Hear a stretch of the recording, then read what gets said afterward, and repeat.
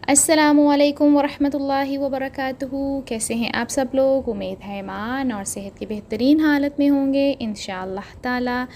आज का हमारा लेसन है खड़ा ज़बर, खड़ी ज़ेर और उल्टा पेश। जब भी हम कुरान पाक पढ़ते हैं आपने देखा होगा कि कुछ लेटर्स के ऊपर एक छोटी सी लाइन होती है जिसे हम कहते हैं खड़ा ज़बर, या किसी लेटर के नीचे एक लाइन होती है छोटी सी बनी, उसको हम कहते हैं खड़ी ज़ेर, और फिर उल्टा पेश भी बना हुआ होता है। तो ये हम देखते तो हैं, लेकिन इनको पढ़ना कैसे है? अच्छा, इनको पढ़ना हमने बिल्कुल वैसे ही होता है जैसे हम हरूफ़ मद्दा को पढ़ते हैं।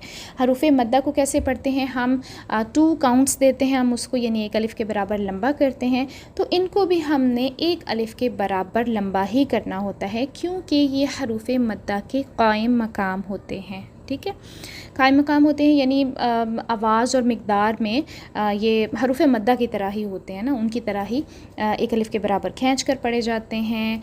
इसलिए हम कह सकते हैं कि खड़ा ज़बर अलिफ़ मद्दा, खड़ी ज़ेर याए मद्दा और उल्टा पेश वाव मद्दा के कायम मकाम होता है।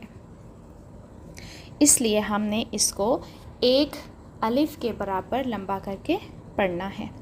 अच्छा, और सबसे एक इम्पॉर्टेंट बात मैं आपको बताना चाहूँगी कि जब हम नून और मीम को अदा करते हैं ना, तो फिर हमारी आवाज़ जो है ना वो नाक में बहुत ज़्यादा चली जाती है।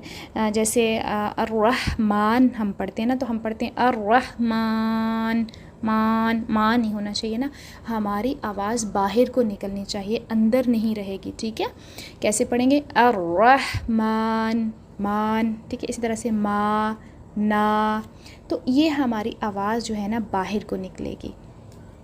अगर हम एक दो लेटर्स देख लें जिनके ऊपर खड़ी ज़बर हो, तो हम उसको कैसे पढ़ेंगे? सबसे पहले देखें औ हा, इसको 2 काउंट्स दिए हैं मैंने।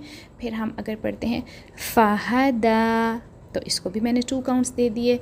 और उसी तरह से अगर हम पढ़ते हैं इलाफ़िहिम, तो हमज़ा के देखें नीचे खड़ी ज़ेर है तो 2 काउंट्स दिए, लाम के ऊपर खड़ा ज़बर है, इसको भी मैंने 2 काउंट्स दे दिए।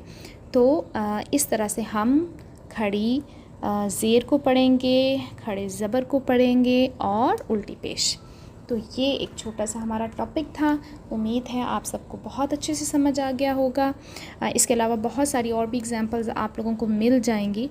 कुरान में ढूंढिएगा और उसको मार्क भी कीजिएगा, और फिर आप याद रखिएगा कि उसको हमने एक अलिफ़ के बराबर लंबा करना है। अपना बहुत ख्याल रखिएगा, दुआ में याद रखिएगा। जज़ाकुमुल्लाहु खैरन कसीरा।